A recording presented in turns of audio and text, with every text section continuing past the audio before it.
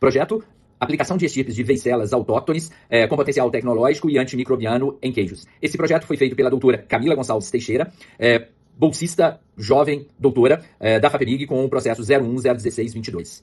O objetivo geral do trabalho teve primeiro um objetivo tecnológico, que foi testar 3 estirpes de Veicella cibária, isoladas da região do Campo das Vertentes, que em trabalhos anteriores do próprio time, elas apresentaram um grande potencial tecnológico. Eles apresentaram esse potencial contra patógenos gram-positivos e gram-negativos. Os patógenos mais comumente encontrados na indústria láctea. E a ideia seria utilizar essas estirpes como bioprotetoras na indústria de queijos. Um segundo objetivo que foi feito foi identificar quais os compostos que eram responsáveis por essa atividade antimicrobiana.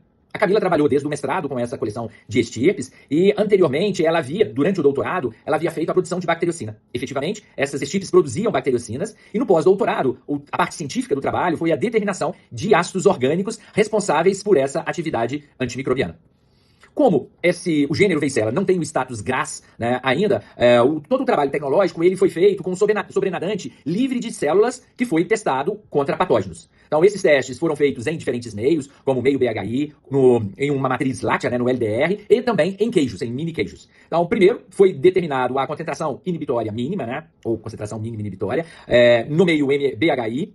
A partir desses testes do BHI foi aplicado em leite desnatado e os melhores resultados foram aplicados em queijos. Tá? Todas as estirpes testadas, elas inibiram patógenos nos queijos. Contudo, esse sobrenadante também inibia as bactérias lácticas, que eram utilizadas como fermento na fabricação de queijo. Então, nós mudamos a estratégia durante o trabalho, né, para melhorar a efetividade e a aplicação do trabalho, utilizando essa solução do sobrenadante na casca dos queijos. A parte científica do projeto ela foi feita com a determinação desses ácidos orgânicos responsáveis por essa inibição dos patógenos. Esse perfil de ácidos orgânicos ele foi quantificado em HPLC. Tá?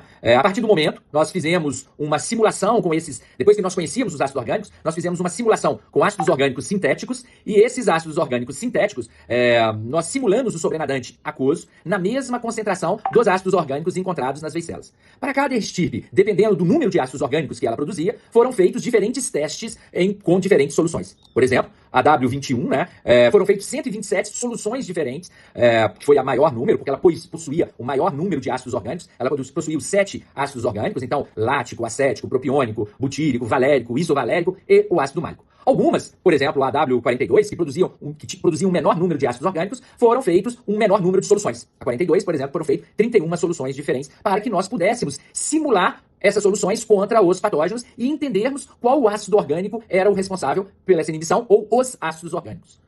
Associando todos os resultados todos esses últimos anos e todas as publicações que nós já fizemos sobre essas inibições, tá?